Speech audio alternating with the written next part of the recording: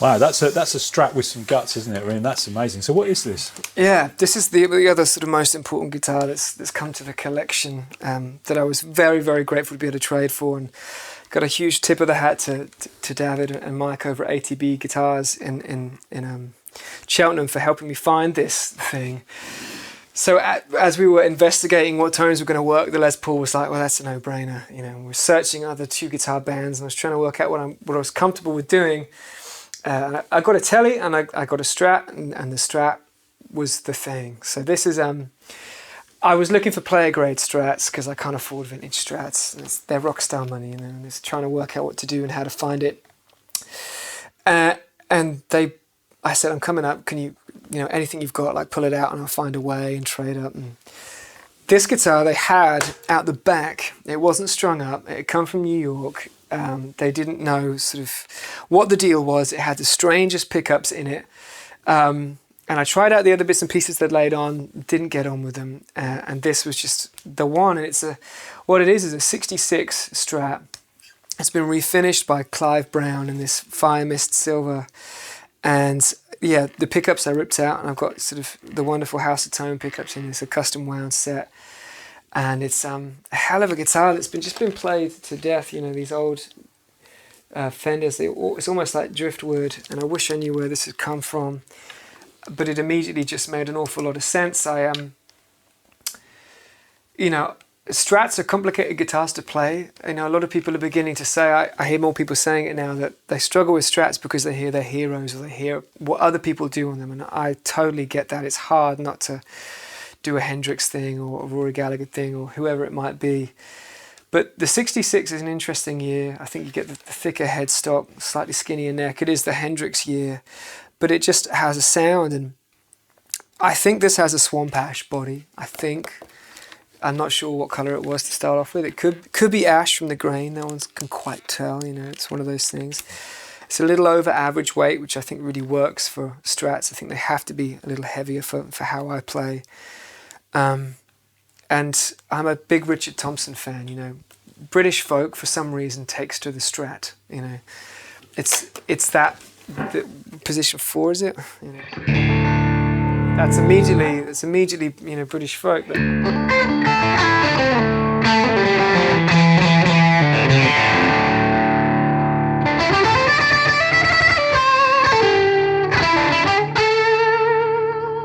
that to me sounds like Richard Thompson or something, but then you go to the bridge and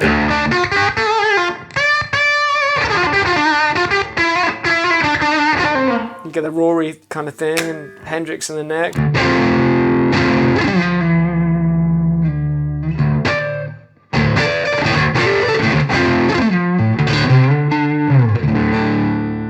Yeah, it's just an incredible guitar. It plays differently to other Strats that I've played. You know, Strats they really seem to vary for me, and how you set them up really changes them. But this became a very special guitar. So we use this on most of the record. Skyway Drifter is a big track which will come out that features this guitar. And Roving Blade is this guitar, and Fortune's Fate I cut on the record with this guitar, and it just that Strat thing. It's that slightly more scoop mid range, just sits around a Gibson beautifully, but it can go heavy, and you know I'm using a fuzz face and a JTM 45 live, so that's Hendrix, right? You go to the bridge and crank it up, and yeah, it does the thing, and I adore it, and I feel very, very lucky to be a custodian of it for a while. And this finish is ridiculous. You wouldn't know it was an original, you know. Well done, Clive, wherever you may be.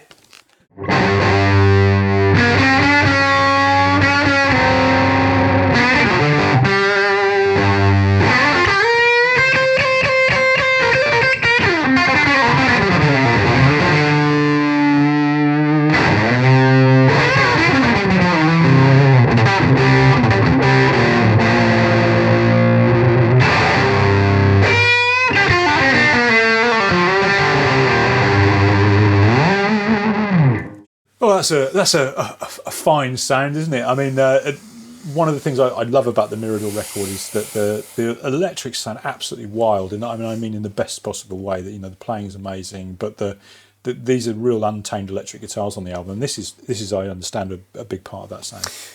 It is, yeah. We spent a long time trying to work out, because Jake's got such a signature sound, and for these Mirador records, it was what guitars would sort of dovetail and wrap around that sound of the bridge pickup of a 61, SG Les Paul. It's a barking, sharp, intense sort of kung kung kung kung kung. So I went on a tone quest for the best part of 2 years, a year and a half, trying to find guitars that I thought would work. I've been playing a lot of Gretsch's. I love my Gretsch guitars. I love Telecasters, and I was trying to work out what I could find, and I had some good fortune of meeting some good people and having some stuff that I could trade in to find stuff. And this is one of the guitars that I found that I thought was very special. I found it at the auction house not so far away here in a place called Caution.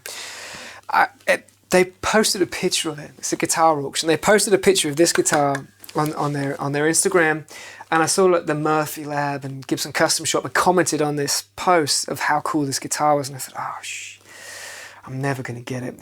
What is that thing? Anyway, I went in to try it out, and I think it came from Wales, somewhere in Wales.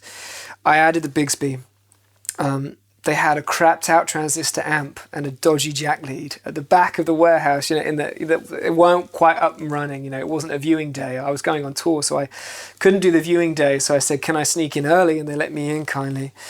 And I plugged it in, and I just got some sound out of the back pickup. It had no frets left. It had been, ridden hard, hung up wet. It was a working guitar. And yeah, I plugged in that back pickup, and heard this just completely alive guitar.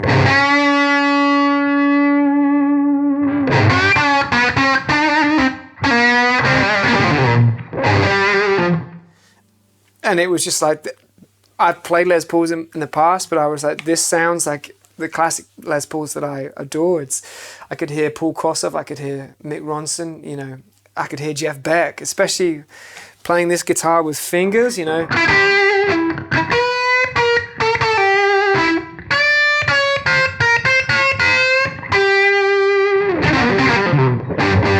has that Jeff Beck kind of oxblade thing as well. I'm not sure why. And sonically, it fitted perfectly. We felt with Jake's SG.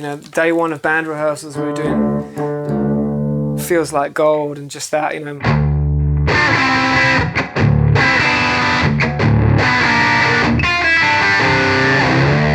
It's just got this huge, thunderous, round low end, much richer in the mid-range than the SG that's biting higher up, and really fat harmonics, So I'm rocking this through a JTM 45, and it's just been, earth-shatteringly fun. And what year is this, do you think? Well, so this guitar came out the factory black, and someone, I'm not sure why, was either perhaps a Mick Ronson fan, because that's classic to strip the top. I'd never seen a headstock strip like this. I think Zappa did it on a special, but I'd never seen it on a custom. I thought that was the coolest thing I'd ever seen. And they even stripped, they stripped the back, they stripped the neck. I'm not sure if the neck's reshaped. I don't think it is. This is taken down slightly. But it's a 70. So 70s Les Paul Customs get a bad rep. I call this guitar the underdog, partly for that reason, because I feel these guitars have as much a place in rock and roll history as the Burst, maybe more so, you could argue. So this is a 70, and there are quite a lot of differences as they change across the years, so I'm led to believe. But this still has the bridge going into the wood. The carve, I think, is slightly different on the top. The neck is wild. It's kind of like a Burst up to about the 7th fret. It has that 59 thing, sloped shoulders, and then it really gets chunky up here. It's thick like a 56 or maybe a 57 or something like that. Les Pauls I've played, they get chunky. So it has that thing going on. The pickups are a patent applied for, and they're very microphonic, as you can hear. The whole thing is alive. So a 1970 is what I believe. And I added the Bigsby because I'm a big fan of Bigsby's on guitars. I mean, listen to that. It's really changing what the guitar does. And what I love about this is that so many people, gatekeepers of what Les Pauls should be, would say, okay, yeah, oh, this isn't the absolute vintage spec, but it sounds incredible. It sounds incredible. I haven't played another 1970s, so I can't compare to it. I've played other later 70s guitars with the maple necks, very heavy and different beasts. I'm not sure what it is with this guitar, but again, it's the best Telecaster you've played. It can do all sorts of stuff, this guitar. It's really, really special. And it's the sound of, I don't know, Thin Lizzy, whatever, 70s. I mean, there's so many 70s rock and roll bands, because Fleetwood Mac, I'm not sure what era that, White Les Paul Custom was, but this was all that was available. So this is what was cut on a lot of those records, and they're not all the same. They're all different, but this one is very, very much alive. And it weighs about 9 and a bit pounds, and I put the Bigsby on, which got it to 10. So it's carrying some Christmas weight, but it's not outrageous, But it all makes for the sound, And this is all across the Mirador record, the opening track, for example. Yeah, the only guitars that I used on the Mirador record was this, the Strat, which we'll talk about, and a Gretsch, Dave's Gretsch Duo Jet. Yeah, that's it.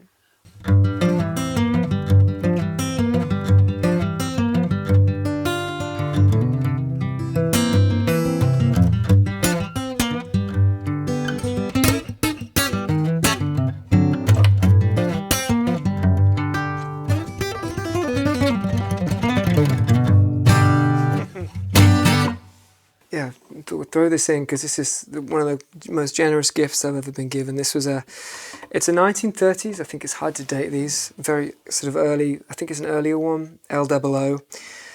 That was a gift from Jake, sort of at the beginning of this Mirador record, and we were, talking guitars and sending guitars backwards and forwards, and he plays one of these, and he'd picked it up. And he said that, he kept playing it, and he just thought it was my guitar, so he handed it over, which is extraordinarily generous. And it's probably the best acoustic guitar I own. It's an extraordinary sounding thing, and anyone that has played these and knows these, they're very special instruments. It's feather light. This body shape can do almost anything. It can strum, it can finger pick. And this one had an incredible case with it, the original case. It's covered in strange stickers from Jamaica and all over the world, and you lifted up the lid and it said tips, inside the case. So someone was been busking with it for I don't even know how long. So we've nicknamed this Guthrie because it's kind of the Woody Guthrie guitar as well, and it's become quickly one of my favourite guitars that I use almost every day in the studio, tracking different things. And you can't make it sound bad. You just put a 57 in front of this and it's incredible. So a lot of those early demos that me and Jake did, for Mirador, him on his LOO, now we have two, so we're writing the next record on this as well, which is pretty cool. But a very special instrument. And again, especially the old, and a good old LOO will do things that you wouldn't think when you're just glancing at it, as a relatively small-bodied acoustic. Absolutely, and the balance of a guitar like this when you put a mic in front of it is kind of incredible. All that 200 hertz or whatever that you might cut out of a certain guitar, they just kind of sit beautifully, and there's a lot of sort of compression and pronunciation on each note of the string, but it's not sort of overly verbose or shimmery or over the top. It just sits, and I think the sound, particularly of these guitars, it is the sound of early sort of recorded American music. Gibson and Martin built that sound, and so whether it's a beautiful sound to begin with or it's so ingrained with us now, it feels to me synonymous with all those early records and early songs that I held so dear. I feel like it's a piece of that lineage, and it's important. I'm lucky to have found one that works. Because they're all different. At this age, the life this thing has had across nearly 100 years. And it's beaten to pieces, neck reset. It's had all the changes, but they just have such a sound to them. It's it can cover so much ground. It's beautiful. And do you go down the rabbit hole with string types and things like that? Like mono and things like that? You know what? Yeah. So I use Elixir strings on most things for touring. Just incredible for touring. Elixir have been great to me. I love them. This came with low tension Santa Cruz strings on it when it was handed to me from Jake. It had some work done on it, and I haven't changed them. That's why it's just absolutely filthy. You can hear every piece of grime, and it's ridiculous.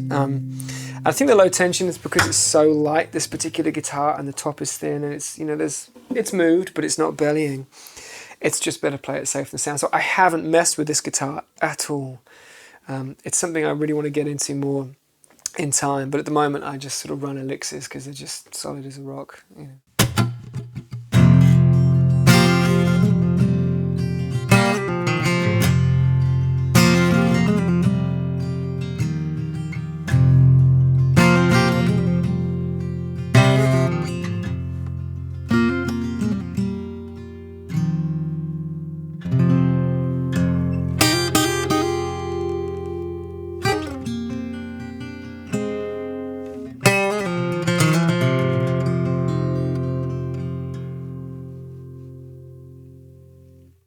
This video is kind of about the origins of the sounds on the Mirador album. This is a guitar that's actually made specifically for Mirador, or your role within Mirador. So tell me about this.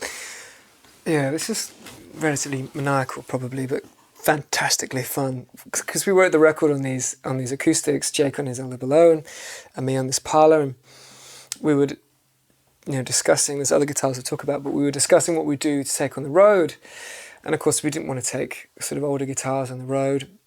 We really wanted to pay homage to those sort of early American guitar sounds of and get sort of the essential guitar heroes from, you know, I don't know, early Gene Autry and Woody Guthrie to, you know, Robert Johnson, whatever it might be, and sort of have a piece of that lineage. And Jake at the time, you know, was building a relationship with Martin and knew them, and I think it was mentioned in passing at one of these things that we were considering going to a parlor guitar size, you know, to take on the road, because we'd written essentially on parlor guitars and we wanted something tough and special and unique that could come out with us. And in building this sort of symbology and the precious nature of the songs as we felt how they fell out, that should be represented in the instrument. And this is what we came up with. So we decided on 0028s, matching 0028s, so a smaller orchestral body, rosewood, which neither of us have really done much of before, and each decorated and adorned beautifully by the incredible people at Martin, and just hats off to them for being game to do this, and they managed to get it around.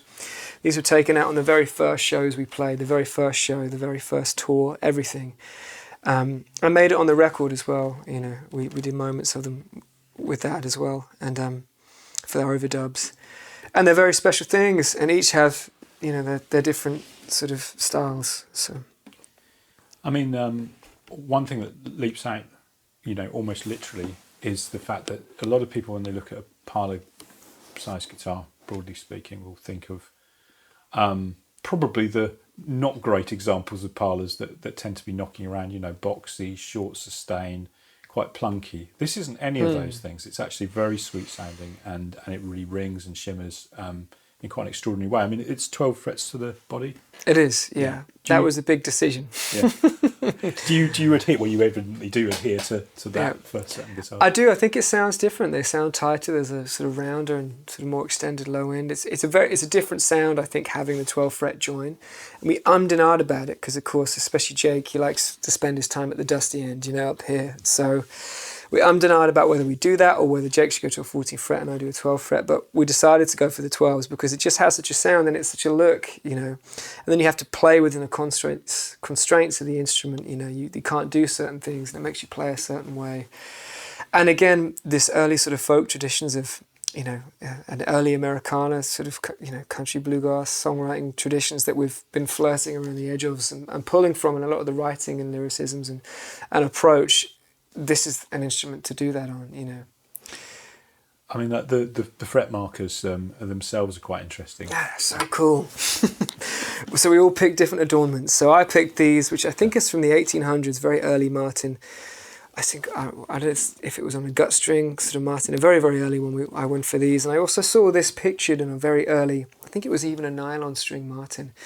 And I just thought it was so beautiful and interesting. And I'm always attracted to slightly more gaudy, sort of the other acoustic, these mad pick guards. So those are the two pieces that I sort of put together on this to separate it. And this beautiful diamond, diamond sound hole ring as well. And of course the the emblazoned Mirador M at the top.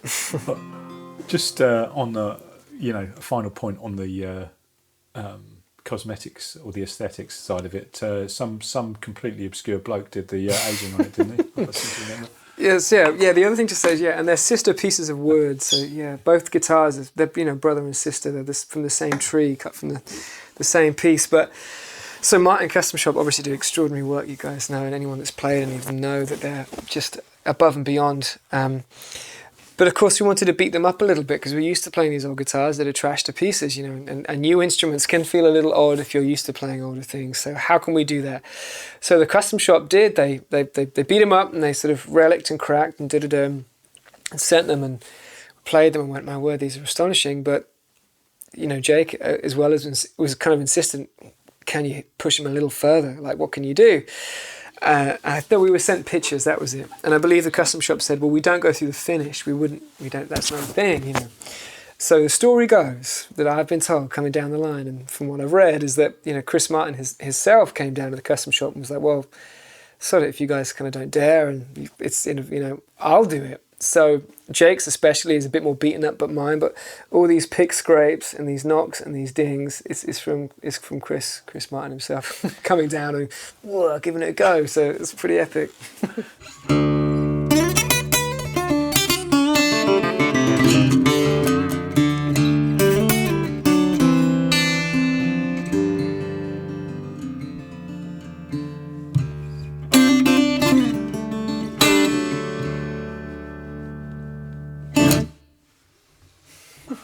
So this is a curious beast. What is this exactly?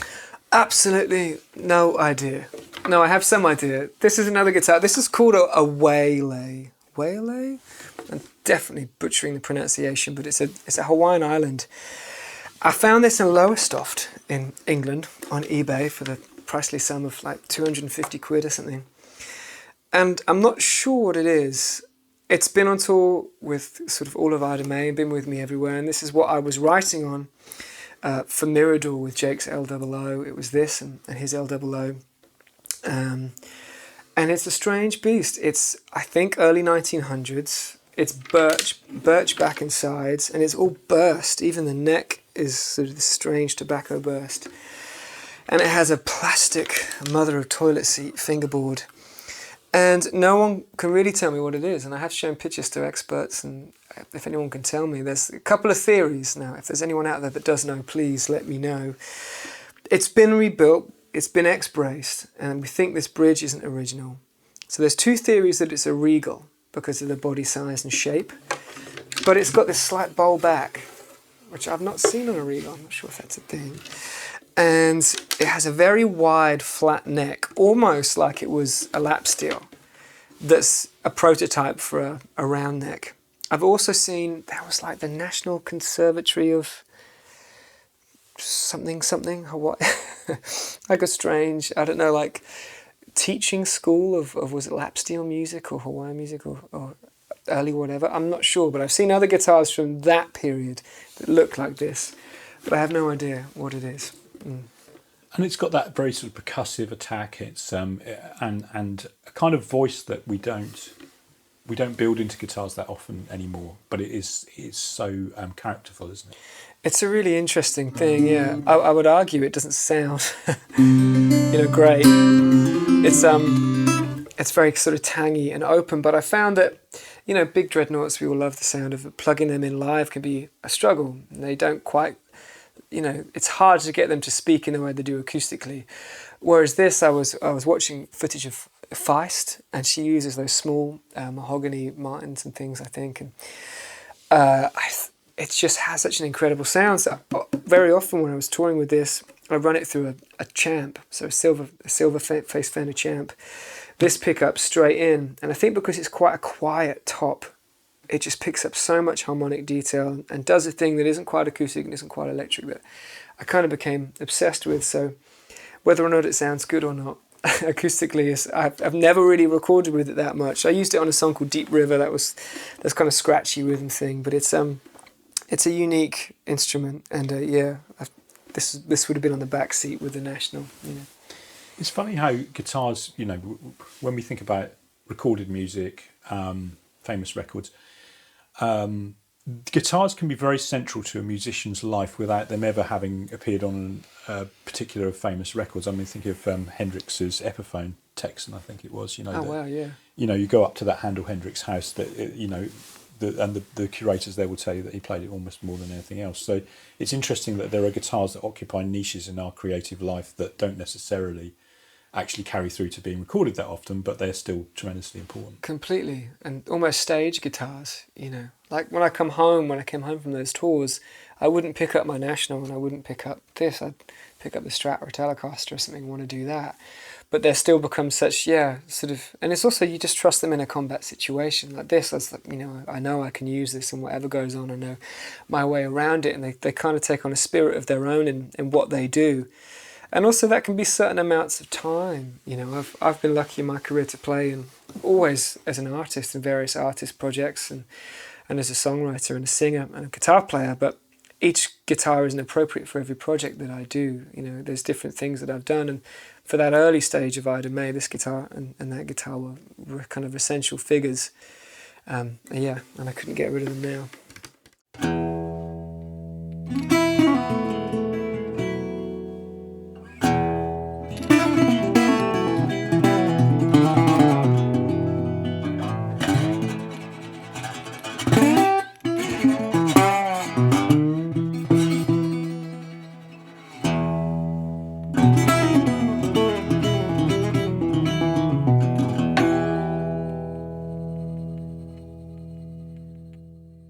One thing I want to say is that your new project with Jake, Mirador, you've got an album coming, and with many rock bands, the acoustic feels like almost like an afterthought, or it's the token slow ballad track is the only place where an acoustic has a home on a lot of rock records. And that's certainly not the case with Mirador, is it?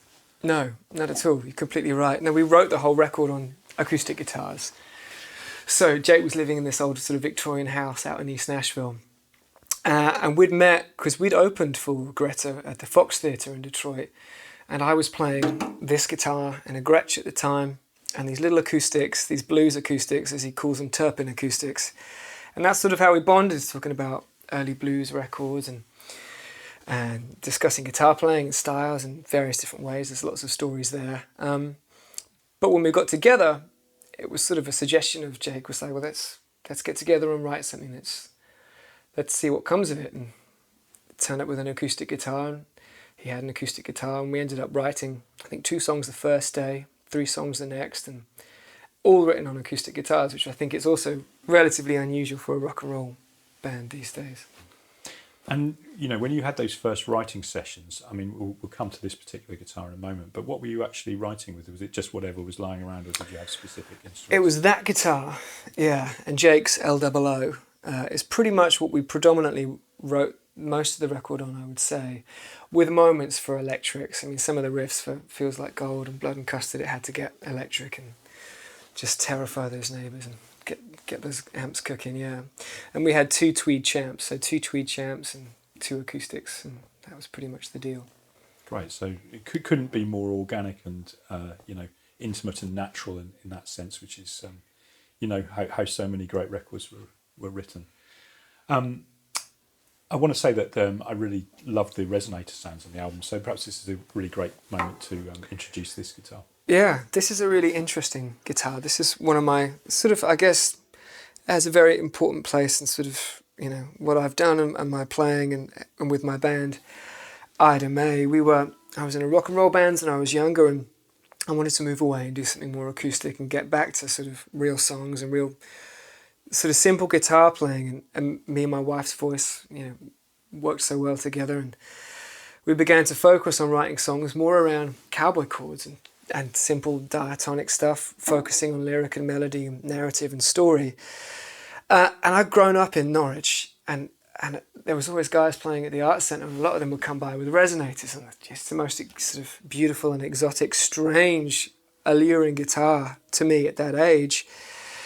And I kind of, I guess it's through bands, I was listening to, whatever everyone else is listening to in school, kind of rock and roll bands, but slowly stumbled back towards bands like, Zeppelin and Peter Green and early Sabbath, and then at the same time this kind of White Stripes thing was happening, and Kings of Leon and BRMC, and anyway, all of these things sort of gently started to twist back towards the blues through the prism of, a lot of early folk music that my family were listening to. Anyway, long sort of garbled story as to how I ended up with this guitar.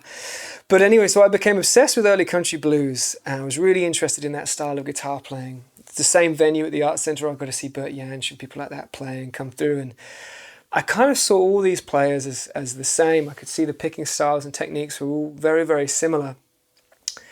But it was through guys like Booker White that I really became interested in this shape and style of guitar. And I would go and buy all those very early DVDs of those German TV shows they did in the 60s. And you see Son House in that cardigan, he's playing this, one of these, I just kind of became enamored with the idea of it. And I think I found a really cheap one that I traded for a fuzz pedal in a guitar shop. And I did a radio interview in my very first band, and I took this guitar with me, and it just turned heads. It wasn't this guitar; it was a cheap vintage sort of branded equivalent. So I always said, when the time came, that I'd try and find one of these. So we started this band Ida Mae. We got a record deal, and it was on a New Year's Day sale on Denmark Street that this popped up from No Tom, I think it was. And it was far too cheap as far as I could work out. And obviously it was New Year's Day. We'd stayed up late, and felt like a very good idea to jump in the car and go down to Denmark Street and check this thing out. Anyway, I checked it out and plugged it in, and kind of the shop went silent and my wife went silent. I thought, well, I think I need to leave with this. So this is it's a replicon. So this isn't an old one. This is a national replicon where I'm huge fans of the wonderful people at National. They've been very kind and generous over the years. But this particular guitar that I picked up, before knowing any of them, was very, very special. It's brass with the rolled F holes. So for resonator fans, that's a big deal. They say these rolled F holes change the tensile strength of the top, and the brass over the steel makes all the difference. I don't know who owned it before me. It had done a lot of work. It has, Rizzlers in the guitar case and all sorts of things. But I'd stuck various pennies on there and things from when I was busking and in my youth, and it just sort of became the sound of Ida Mae, and was on all those, If You Don't Love Me, and all those songs that we had and toured around all of America with this guitar non-stop. It was on the back seat for every show that we ever played. I mean, for a lot of people, the resonator, especially sort of metal-bodied resonators, kind of, they get pigeonholed as a kind of Delta blues instrument, but actually the way you use resonators, it's right across a lot of the work you've done. So what can you do with them that most people don't really clock? Well, yeah, I think that's a cliche. I think, they were invented around sort of Hawaiian music, right? And it was pre-amplification. So the idea is the simple technology of these is gramophone technology. Something vibrates, it hits the biscuit, it hits an aluminium speaker cone that fires into the body, boom, and it comes out louder. They were just looking for volume, trying to beat the banjo player. That was, I believe, part of the game with these instruments. And I think also, that for me, they have a unique piece in American sort of music culture, in that I don't know how any of these guitars survived some of the humidities and temperatures of America. I mean, so many great instruments must have been lost and just pulled to pieces by the temperatures and heat. But this particular guitar, these guitars could survive that, So I think sort of quintessentially we see that sort of soul gunslinger bluesman holding one of these, but there's so much more you can do, and it really depends on the resonator. But I found with these in particular, people kind of think they bark, I think, and you hit them hard and they bark and they do one thing, but that's absolute nonsense. They have this sort of built-in reverb. Like even now, this guitar is humming in my lap. I can hear it, So although they're very direct and they're very loud, they just have an awful lot of dynamic. They go from quiet to louder than sort of a standard flat top very quickly. So you can be a lot more nuanced than you think on them, These kind of ringing harmonics.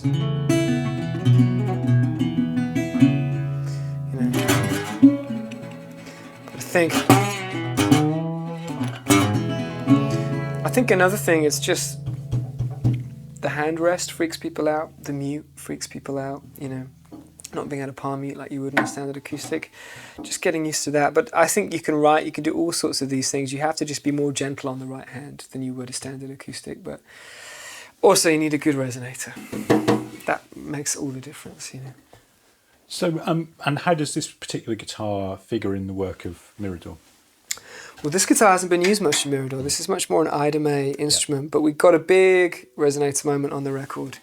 We're in the studio, and Jake has an old National that I use, which is a grey one, a Duolian.